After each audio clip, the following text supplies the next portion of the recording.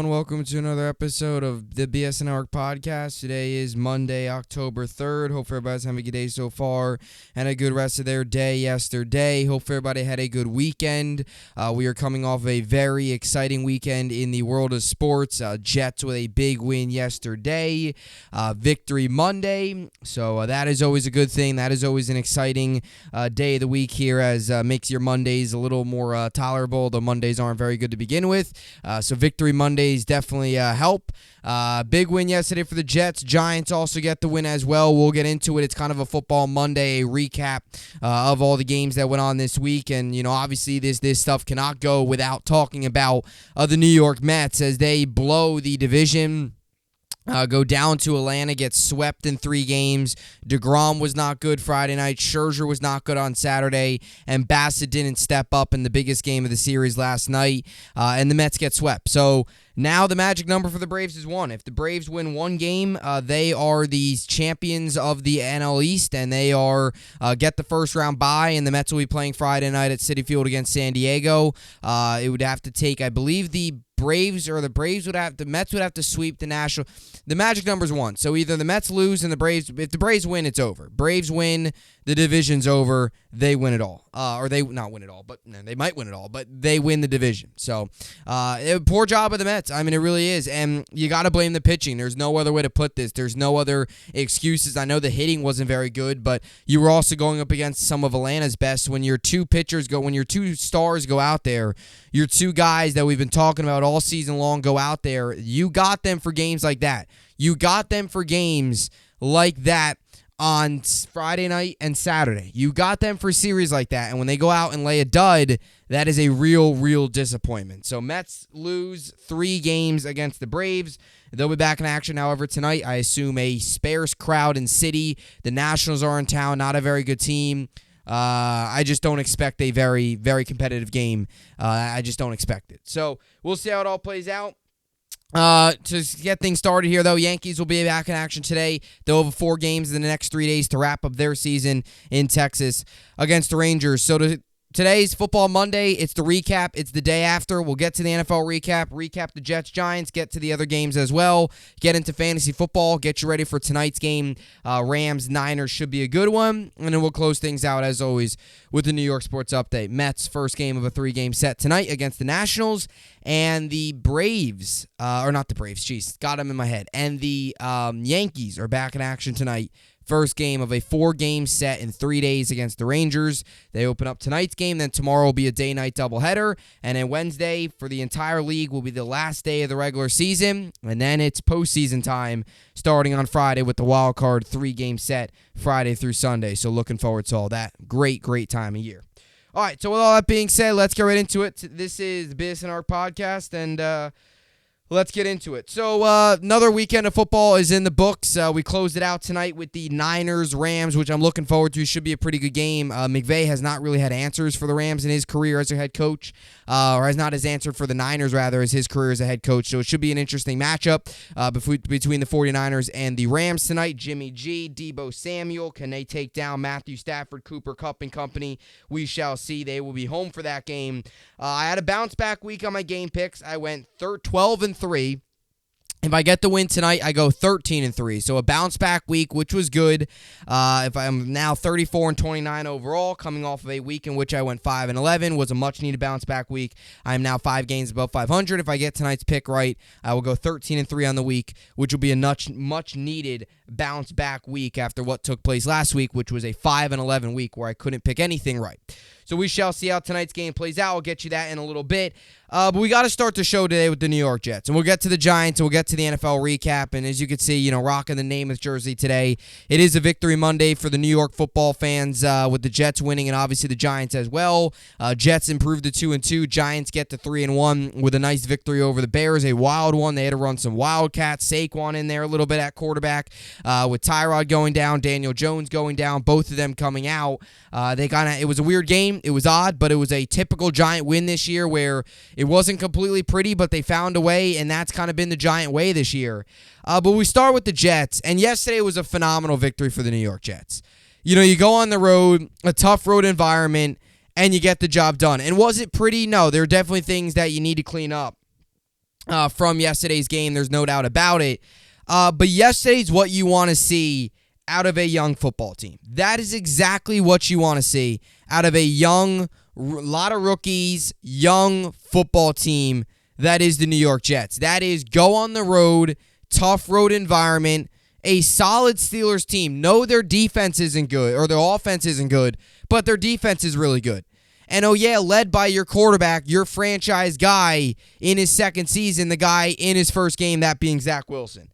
That is exactly what you want to see out of a young team. That is it. Go on the road, a tough, gritty, competitive performance, go into the fourth quarter with a chance to win, and that's what the Jets did yesterday. Scored 14 points in the fourth, got the win 24-20. That's the football we as Jet fans want to see. That's the football we as Jet fans should start to expect from here on out. Good 60 minutes of competitive football where you go into the fourth quarter with a legitimate shot to win the game. I'm not talking about going into the fourth quarter down by 3 scores. You score a touchdown, you hold them, then you score another touchdown, and there's 2 minutes left, and you're only down by 10 or 7 points, whatever it is. That's not competitive football. Competitive football is you're in the game until the fourth quarter, and yesterday is what we saw. That's what we saw. 60 minutes of a hard-fought battle where the Jets started off really good. Things got a little rough there towards in the third quarter. It was really bad, but then they came out in the fourth and were big, and most importantly, the second-year quarterback, Zach Wilson in his first game of his second-year campaign was very, very good. And if you look at the numbers and you say to yourself, 18 to 36, 256 yards, a touchdown, and 2 picks, you say to yourself, that's not a great stat line. But let's be real here. If you watch the game, that one interception was not his fault to Conklin. And down the stretch, in the final possession of the game, the final drive in the fourth quarter, he was huge. He stepped up in a big way. Final 2 drives, he went 10 of 12, including 6 of 6 on the last drive, 128 yards and a touchdown, and led the team to the game-winning touchdown. Breece Hall punches it in at the goal line for the win to get his first rushing touchdown of his career. He had a nice game yesterday. Yesterday's what you want to see out of this Jet team. Phenomenal road win. And again, you have an opportunity at home, first game against the division opponent.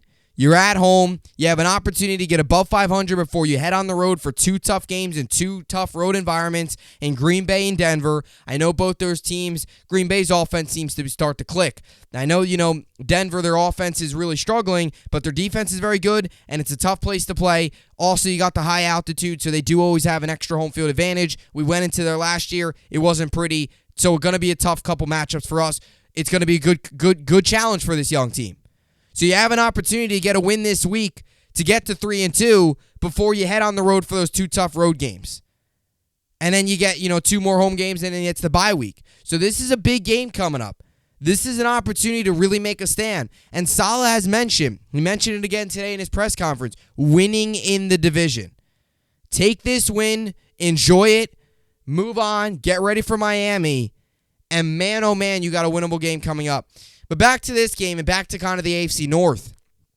At the beginning of the season, we all kind of said, look, if you can get out of the AFC North as a New York Jet fan at 2-2, you would feel good about yourself, right? I mean, you would. And I said it at the beginning of the year. You win the first, you probably lose against the Ravens and the Bengals, and you beat the Browns and the Steelers. That was the most realistic possibility. And sure enough, we did that. We beat the Browns on the road in thrilling fashion, and then we went on and beat the Steelers yesterday. And look, they're winning it on the road. That's another positive thing. You want to obviously win home games. You want to take care of home field.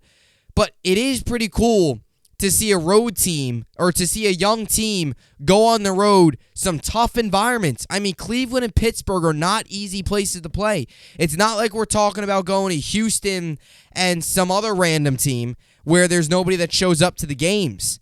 It's not like we're talking about that. We're talking about tough road environments where the crowd is loud. We're not talking about going to Jacksonville where the crowd's kind of sparse. We're not talking about going to Houston where, with them rebuilding, there hasn't been many fans going to the games. We're talking about tough road environments. Cleveland, the Dog Pound. That place is always rocking. Loyal fans. The Steelers, Heinz Field. I know it's not Heinz Field anymore. I don't care. I'm calling it Heinz Field. Okay? that place is always rocking. And you saw that yesterday. And that was what was so positive. It was like, you saw Zach Wilson late in the game. He stepped up. Crowd got loud. Third down.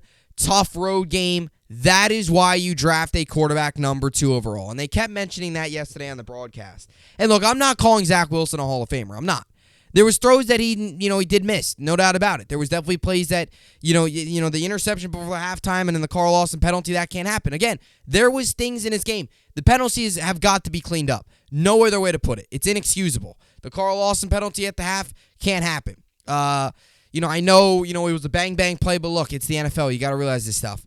The NFL is very, very easy with the quarterbacks. You touch them a second after the play with your pinky, they're going to call it a rough in the passer, let alone crush them on the ground. There was also some other penalties. The Mosley penalty was just not good.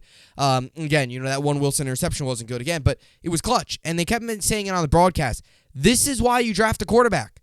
For games like that. Now, sure, you draft a quarterback because you obviously want him to lead you to great things down the road and championships and, build a winning culture for so many years and years and years to come. That's obviously the ultimate goal. But for now, it's games like yesterday where you want your young quarterback to step up. Those are golden opportunities for him in his second year to step up. And he did just that yesterday, and oh yeah, it was on the road. That's what you want to see. Clutch, clutch, clutch. Zach Wilson yesterday. That's what you want to see. Great, great job by him. And again, he was composed, showed good pocket presence, his mobility. It was fresh. It was nice to see. It was like a breath of fresh air to see Zach Wilson and his mobility out there. That was just a nice thing to see. Flacco brought none of that to the table. It was nice to see Wilson utilize his mobility in a big way yesterday. It was good to see. That's what you want to see. Clutch performance, stepped up in a big way late, 14 points in the fourth quarter. Jets get the win. This would be, again, the Jets shot themselves in the foot a lot this game. They did. There was a lot of mistakes. No doubt about it. You're going to make mistakes. There was a lot of them. I'm not, disagreeing with that. But again, this was a game that the Jets would lose last year. This was a game the Jets would lose really for the past couple of years. Going even back to Bowles. The Bowles years even, he would have the guys competing, but they would blow in the fourth. This was a game the Jets would always find a way to lose, and yesterday they found a way to win it. And that's a positive sign to show you, what? Times are changing. Times are starting to change a little bit. Again, week-by-week league. You get a big win this week. Hopes are back up. Fans feel good about it. And most of all, it was done with your rookie quarterback or your second-year quarterback. I keep calling him a rookie. I don't know why. Your second-year quarterback. Again, that's what's most promising. And your second-year quarterback in Zach Wilson came up big. And it was his first game. And again, I think what was so good is he catches the touchdown pass from Braxton Berrios. If you would have told me at the beginning of the season, Zach Wilson would have caught a touchdown pass before he threw one, I would have thought you were crazy. But again, never a dull moment as a Jet fan. I mean, there's crazy things that happen with this team sometimes. And I like the play call. It's pretty cool to see a little Philly special there, take place in Pittsburgh. I talk about, again, it's with the young guys, and that's what's so great. It's like the young guys stepping up. Now, Corey Davis played great yesterday. He stepped in a big way. By the far, probably had his best game as a Jet. You can maybe make an argument last year against the Titans. He had a pretty good game. There was a couple games last year where he played well, but yesterday, in terms of, again, clutch, he came up big, and Wilson made some big throws to him. And again, it's the young guys. Breece Hall making plays. Wilson making plays. That's what's so promising. It's not like it's not like it's Joe Flacco out there leading you to all these comebacks. This is Zach Wilson. That's what we want to see. And another thing I want to touch on, and we kind of get to Joyner a little bit, and we'll get to the Giants.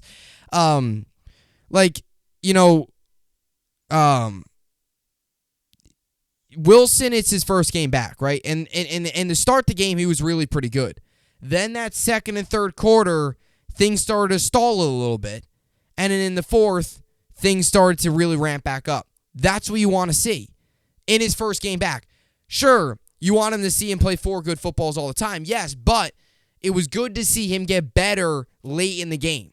it was good to see that. Like he was off to a good start, then he struggled, then he got better as the game, got late in the game he got better. That's what we want to see. Kind of knocking the rust off the first couple quarters, and then late in the game found his rhythm, found his groove, got the job done.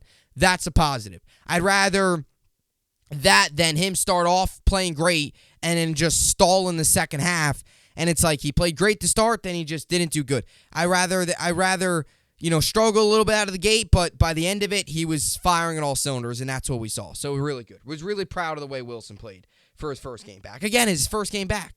We never said go out there, throw for 4 touchdowns and 400 yards. He led us to a game-winning drive. He was clutch. I mean, on the road, that stadium was loud.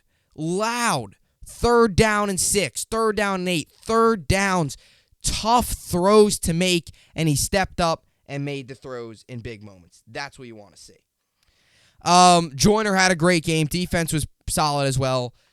4 interceptions. Joyner with the game of his life. I mean, just an incredible game by him, which was good to see. Carl Lawson outside of the dumb penalty. Carl Lawson had a good game. Probably his best game of the season outside of the dumb penalty, which resulted at 3 points before the half for the Steelers. Quinnen Williams continues to play well. Jermaine Johnson had a sack. Bryce Huff, who was finally active, that was good to see. He came in and played a big role. He was around the quarterback a little bit yesterday as well. I'd like to see more of him out there. A lot of guys stepped up. Sauce yesterday was phenomenal. I mean, he had the one tip ball. Michael Carter played good in the secondary. He had an interception, a big one. And Sauce yesterday allowed 2 catches for 9 yards. And 7 targets. So Sauce is been the lockdown guy. He locked down Jamar Chase. He took care of business against Mark Andrews, and he shut down basically everybody on the Steelers. Made some plays on George Pickens, was on Claypool a little bit, made some plays on Deontay Johnson.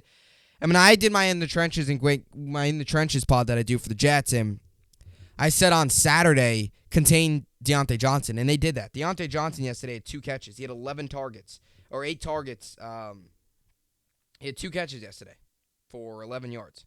So, not a good game by him, but that's a credit to the Jets secondary for stepping up and stopping him. Deontay Johnson had 2 catches, 8 yards. Or actually, I apologize. He had 2 catches, 4 targets. So he wasn't targeted much, and even when he was, his longest catch of the day was 6 yards. So they did a good job stopping him as well. So we're really proud of the Jets team as a whole. Really proud of them. Really proud. Only allowed 178 total passing yards, 119 rushing yards total. Najee Harris didn't run all over him. Which was good. That was a big concern if he was going to have a game like Nick Chubb had against us. They did a good job all around. Definitely things to clean up, no doubt about it. But the Jets and a young Jet team went on the road and found a way to win a big-time game. And look, now you're 2-2. And as I mentioned early on, again, Salah mentioned today, win games in your division. If you win this game against Miami, you don't know how huge that will be. You really don't. You win this week. You get to 3-2, we're on cloud 9. We're feeling great as fans, and the Jets themselves should feel great. Take advantage of this home game before 2 tough road tests, and then you'll head back home for 2 games against New England and Buffalo back-to-back, and then after that, you got a bye week. Take advantage of this. Win this game in Miami. They're going to be without Tua.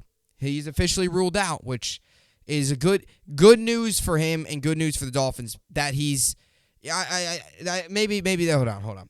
That's not the right way to put it. It's good that they are actually taking precaution and ruling him out, because it would just be out of this world ridiculous if he was out there just for his own safety. So it seems like the Dolphins finally have a handle on this, where they're actually making the right decision. They fired the guy that cleared him to play, all that stuff. So it seems like they're finally doing the right thing and actually protecting their quarterback, which is a good thing, because that was a scary injury that took place on Thursday night, no doubt about it. So, Teddy Bridgewater be out there, and Bridgewater's a solid quarterback. I was talking to somebody yesterday about it, people could say, oh, we just beat up on a backup quarterback. He's better than a Trubisky. Teddy Bridgewater's better than Trubisky. He's a solid backup to have. I would even say he's probably better than a Flacco, because he's got a little bit of mobility. So he's solid. They're going to have to find a way to stop Tyreek Hill. But again, you're at home. Take advantage of a home game. And again, this is another big comeback win. a typical Jet performance here would to be lay a dud again on Sunday. Go out, get a big win on Sunday, get above 500, and then you have 2 big games on the road coming up. Do it. Let's see it. So, looking forward to the game on Sunday coming up, and we get to enjoy this one as Jet fans, as the Jets get a big win on the road and improve to 2-2 on the season. All right, so now we get to the Giants. Giants got a nice win yesterday as well, 20-12 rather. I just want to say this: Justin Fields is not good. I mean, he got sacked 6 times. One thing yesterday. He's just not the answer. I don't think. I mean, I don't know. I mean, there's no. I feel bad for him a little bit. There's nothing around Justin Fields. There's nothing. I mean, Darnell Mooney yesterday got finally 4 catches, 94 yards.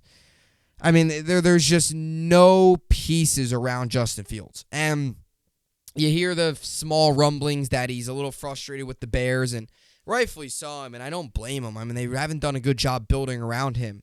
But credit to the Giants defense. They shut down a Bears offense. And again, this just shows you the good coaching by Brian Daboll. When you look at this Giants roster and you look at their leading receiver having 23 yards, Daniel Bellinger, you would sit here and say they don't win that game. Look, it's not the prettiest football ever, but they're finding ways to win. And Daboll's got these guys playing hard. Again, that's most important. That's a sign of a good coach. He's got them playing hard. They play a good, tough, physical brand of football. It's not pretty, but they get the job done. You hear Giants fans, they continue to say, some Giants fans out there aren't enjoying this start. There's definitely a lot of fans out there that are enjoying the start, but there's a lot of fans that are just oh, this is so ugly. We need a quarterback, all that stuff. Enjoy it. Enjoy it. You're 3-1. And look, you get a game coming up against the Packers in London, and I mean, it's London. Anything could happen there. And we saw another double doink yesterday in London, right? I mean, again, your schedule gets a little rough coming up. You got Green Bay, then you got Baltimore, and then you have Jacksonville after that. And Jacksonville's pretty good. So, I mean, I like what I'm seeing out of this Giants coaching staff and Brian Daboll specifically. He's making some move. I mean, he's doing a good job. He's doing what he needs to do. I mean, I like what I'm seeing here.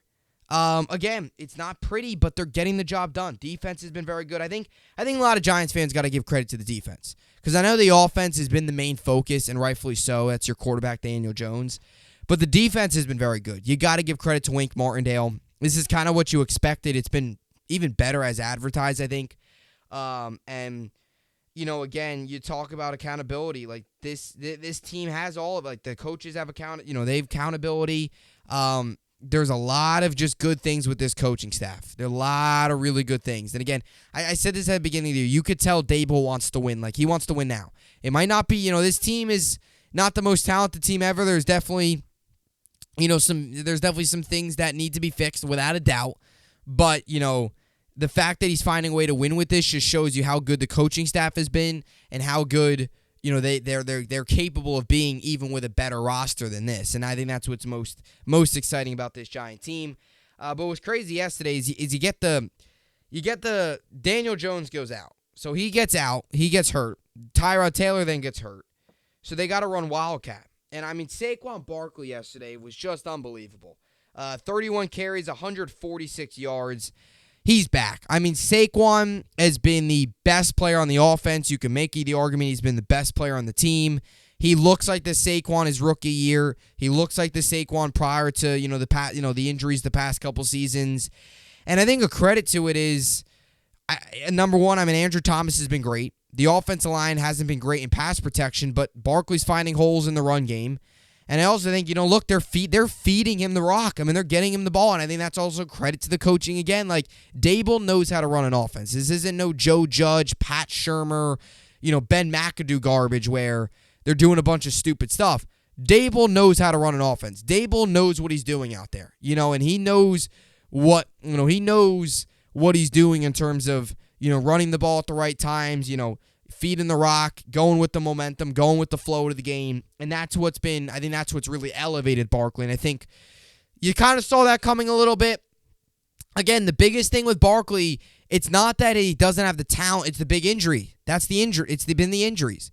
It's, we never said that the first couple seasons were fluke years. That's not that wasn't it. It was the injuries. And look, he's stayed healthy so far. He's been playing very good. He's looked like his old self, and that's what you want to see if you're a New York Giant fan, if you are the New York Giants. So a good win for the Giants. They get the 3-1, and look, they got a couple big tests coming up. They go to London this week to play the Packers, and they got the Ravens, and they got the Jaguars, who are a solid team. Then you have the Seahawks, who are, a team right now that's finding ways to win a little bit. Then you have Houston, which is beatable. Then you have the Detroit Lions, who are scoring all over the place. You have Dallas, Washington, Eagles, Washington, Vikings, Colts, Eagles. That's your schedule for the Giants. So it should be interesting. It really should be. But 3-1 Giants football team finding ways to win. And they get another win yesterday. So now we go across the league here. And, Chiefs last night destroy the Buccaneers. 41-31. Mahomes is just insane. He's just crazy. You see the one play to Elaire where he was rolled out of the pocket, was like on the run, juked the guy out. Devin White, I think it was. And then he just lobs it in the corner of the end zone to Elaire. Mahomes is just crazy. He's just insane. Packers get the win over the Patriots, beat Bailey Zappi. Raiders get the much-needed win over the Broncos. I'll tell you what, the Broncos offense can't do anything. You look at the numbers, Geno Smith has actually been better with the Seahawks than Russell Wilson has been with the Broncos. He has better stats with Seattle than Russell Wilson does with the Broncos. And I said this at the beginning of the year. I don't know if it's offensive coordinator. I don't know if it's just the fact that, again, not offensive coordinator. I don't know if it's coaching. I don't know if it's Nathaniel Hackett. Everybody is so quick to crush Nathaniel Hackett. I said this at the beginning of the year when I did my AFC West predictions. I said at the beginning of the year I didn't fully trust Wilson. You saw a little bit of struggles last year out of him where he kind of showed some signs of slowing down. So I get the criticism a little bit of Nathaniel Hackett. Rightfully so. There's going to be always criticism on the head coach. But is it really the head coach or is it Wilson? Because, the Seahawks struggled mightily last year. And yeah, part of it was the defense and Wilson also mixed some time. But even the games Russell Wilson was in, he was not his usual self. He showed some signs of slowing down. Nobody was crushing Pete Carroll. They all kind of just, assumed it was the defense and all that stuff. Now it's Nathaniel Hackett's fault. It's like there's kind of a common theme here. I don't know. I don't know. It's an interesting situation in Denver. It really is. But the good thing is they're 2-2. The way they've played, if you watch their games and don't keep track of the score, you would think they're 1-3, 0-4, but they're 2-2. And again, they have a game coming up against Indy on Thursday night where Indianapolis is, offense isn't any special either, so they have a chance to go 3-2 there. So it's and then after that, guess what? And then they got the Chargers after that. So it's like, I don't know. I just don't think it's. Then they got the Chargers after that, which is a tough matchup on the road. But you got to win them. I don't know. I don't know. It's quite interesting to say the least. Why this Broncos team is where it is and it's just I don't know. It's Wilson. It's Hackett. I don't think it's all Hackett. Like everyone's saying, Nathaniel Hackett stinks. Look at Wilson's numbers last year. They weren't very good, and he's got more weapons now than ever. And they're really not that good. So I don't know. I just see a common theme. I think the blame does have to go to Russell Wilson a little bit too. I don't think people are recognizing that a little bit. But we'll see how it all plays out. They're 2-2. They're it's not like they're 0-4 and they stink. They're 2-2. And they have a winnable game coming up at home against the Colts. So we'll see how it all plays out there. Cardinals get the victory over the Panthers. Panthers offense under Mayfield. Typical Panthers. They just can't score. Christian McCaffrey didn't play well, really, 27 yards. Mayfield, 197 yards. No offense whatsoever. CMC was good in the passing game with 81 yards and a touchdown in the passing game. But, the Panthers, they got to get rid of Matt Rule. He's just not a head coach. He just isn't. I don't know why they haven't cut the plug yet on him or pulled the plug yet on him. What is this, his third year now? We've seen this before. College coaches going to the NFL, it just doesn't work. We've seen it before. It's the same thing we're seeing again. I think it's time to move on from Matt Rule if you're the Panthers. And for Carolina, your schedule doesn't get any easier. You got San Francisco coming up, then you got the Rams, then you have the Buccaneers, you have the Falcons, and then you have the Bengals, Falcons again, Ravens, Broncos. That's your schedule before the Week 13 bye week. I can tell you this. You're losing probably to the Niners. You're probably going to lose to the Rams, Bucks. The Falcons have been playing competitive football, and the Bengals are good. Then you play the Falcons again, another competitive team, Ravens, Broncos. And the Broncos game, yes, they're not, their offense isn't very good, but who knows, by week 12, maybe they'll have it ironed out by then. It's tough to tell, but you can make an argument going into that week 13 bye. The Cardinals are, the Panthers are 3-10. You could say that, or even 2-12, or 2-11. It's really possible. They're 1-3 right now, and they've, and their offense isn't doing anything. The most points they've scored in the game is 24, and they lost that game. So it's been bad. Their defense hasn't been the issue, which in the past years it has been. Now it's the offense. They need a quarterback. They need a legit number one drafting a quarterback. That's what they need. Seahawks Lions, man, oh man, this game was crazy. There was, no defense. If you bet the under in this game, I'm sorry. This was not a good game to bet the under on. You got to feel for the Lions. Jared Goff went out, played the game of his life, 378 yards and 4 touchdowns, and they still find a way to lose. Look, again, Dan Campbell, though, he got his guys competing. They just got to get that defense figured out. They lead the league in points per game, and they also lead the league in points allowed per game. I saw that stat today on the Detroit. That's just crazy. Again, the Lions are in a situation like they were last year, where they could have won each of their games this year. Week 1, they lost by 3. Week 2, they obviously won. Week 3, they lost by 4, which included a blown lead. And then yesterday, they lost by 3. Their margin, they've lost every game by a combined score. Their 3 losses have been by a combined, what's it been? By a combined 11 points? 10 points. They've lost 3 games by a combined of 10 points. These are just games where ball bounces a different way, you win. The Lions could easily be 4-0 right now. They could be. That's what's crazy. I feel like we just went through this last season. But they're playing competitive football. Their defense has just got to get it figured out. Cowboys get the win over Commanders. The legend of Cooper Rush continues. Chargers over the Texans. Eagles over the Jaguars. It was a rainy, ugly game here in Doug Peterson's return. Jaguars got off to a quick start. Eagles bounced back in the second with a big second quarter, putting up 20 points. I saw this coming from a mile away. Titans over the Colts. Colts offense just is not good. And they keep showing it. Amazon Prime does you keep seeing the commercials and they say 2 offensive powerhouses or whatever match up on Thursday night. I'm like, you're talking about the Broncos and the Colts like they're the 49ers with Joe Montana and the, whatever it is. Yeah, you're talking about the Broncos and the Colts like I don't know, what are, the Tom Brady and the Patriots in their prime and Joe Montana and Jerry Rice. That's how you're talking about them. It's like, what? They're not 2 offensive powerhouses. That's going to be a very low-scoring, ugly Thursday night football game. And, of course, that's the only day baseball's off. So, until Friday with the wild card game. So, that will be a day where you just watch football and, everybody's got to be forced to watch the 2 offensive powerhouses, the Colts and Broncos. That's just, I don't know. It's just the Colts, and I was talking to somebody yesterday, too, about this. The Colts need a number 1 quarterback. That's who they need. Again, similar to the Panthers, none of these stopgap guys. They went through Phillip Rivers, they went Luck, Rivers, now, then Wentz, now Matt Ryan. It's not working. You got to go out and draft a guy or go out and sign I don't know, trying to think. Or go out and sign like a Lamar Jackson. I'm just using that example. I'm not saying go out and sign him, but he's a free agent, right? If he's a free agent, like somebody like that. Or like a star quarterback now.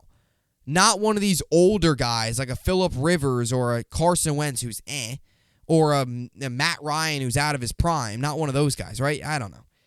I had the Colts winning the division, but it's a bad division. It really is. Bad division with no offense, really. The Jaguars, I have the Jaguars in third of that division. I was wrong about the Jaguars. They right now lead the division. So, Jaguars are playing well, and they competed yesterday. Falcons over the Browns. Vikings over the Saints in a wild London game. And the Bills-Ravens. I mean, what a game. Bills looked dead at halftime, down 20 to 10, 20 to 3, actually. They were down at 1 point, 20 to 3, down 17. Bills score 20 unanswered and get the win thanks to a big second half by Josh Allen and that Bills offense. Defense also, credit to the defense. They stepped up in a big way, completely shut down Lamar Jackson. I don't know why John Harbaugh feels the need to go for it every time there's fourth down. Look, again, I like the aggressiveness, but there's a time and a place for that. You know, that's saying there's a time and place for everything.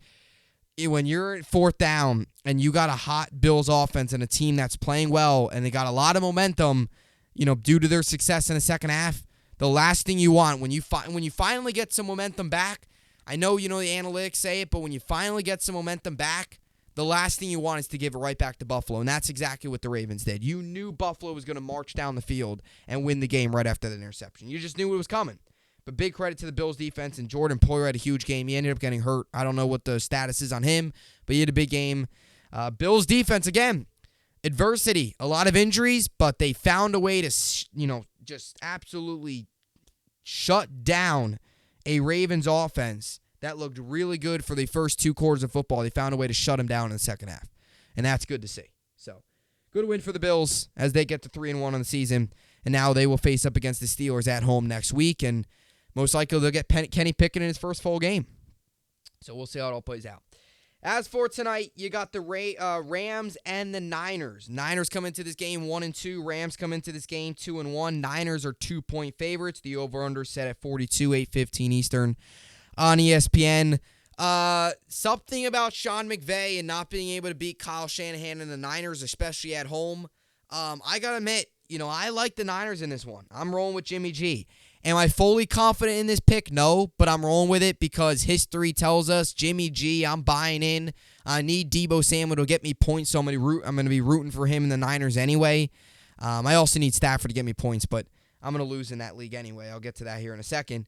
But I'm going to take the Niners. I'm going to take them. Deebo Samuel has a big game. Jimmy G does what he needs to do. Niners get the win at home. 72% of people think the Rams will win, so I'm kind of in the minority here, but I'm going to roll with the Niners at home for the Week 4 victory over the defending champion Rams. Niners get to 3-1. All right, so now we got the baseball today. We'll finish things up here, then we'll get to fantasy.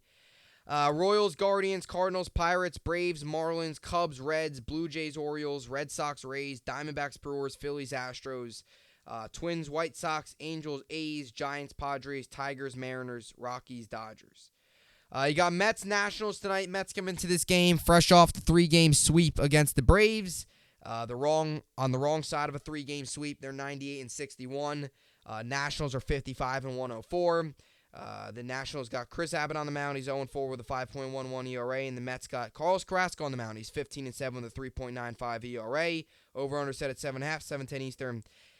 SNY. And for the Mets, take care of business this series. You got to win all these games. If you win 3 games, that's what you got to do. At this point, you got to win game. You got to win these games. I mean, you're not going to win. I mean, the chances of winning the division at this point are so slim.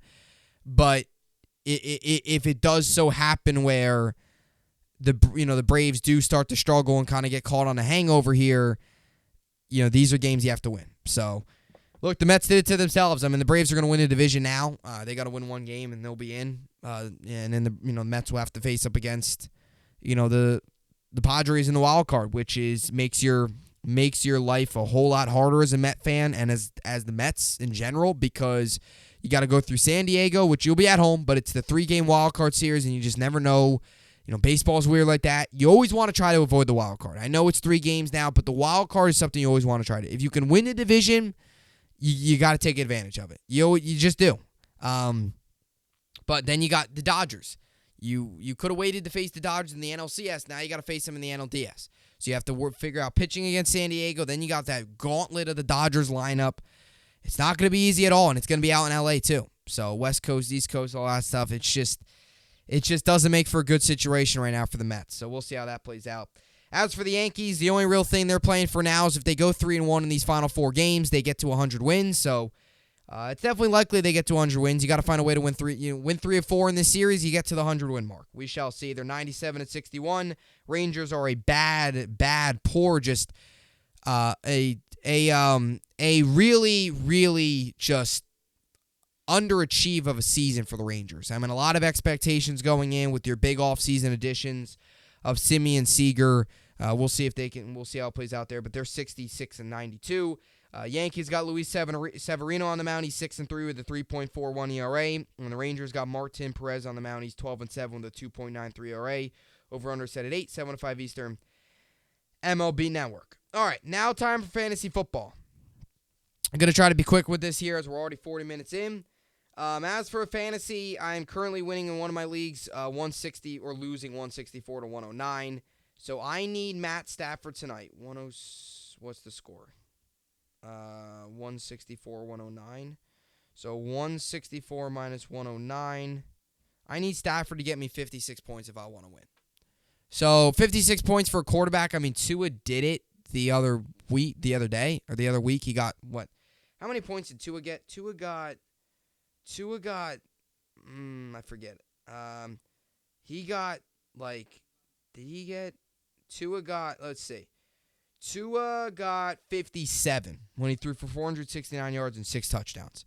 So it's possible. It's not impossible to get 56 points. It's not. It's happened before. As a matter of fact, it happened in week 2.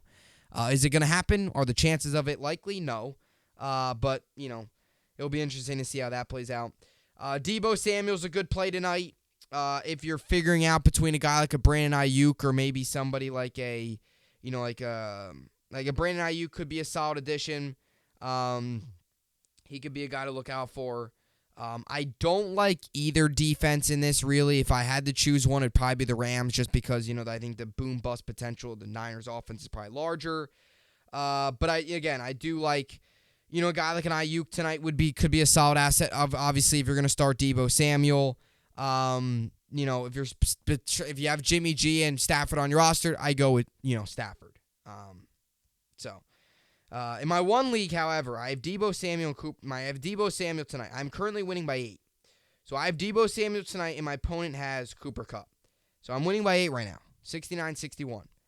Deebo Samuel, I need him to just find a way. I can't let Cooper Kupp outscore Deebo by 9 points. So as long as Cooper Kupp doesn't get 9 more points than Deebo, I should be good to go. So we'll see. We'll see how it goes.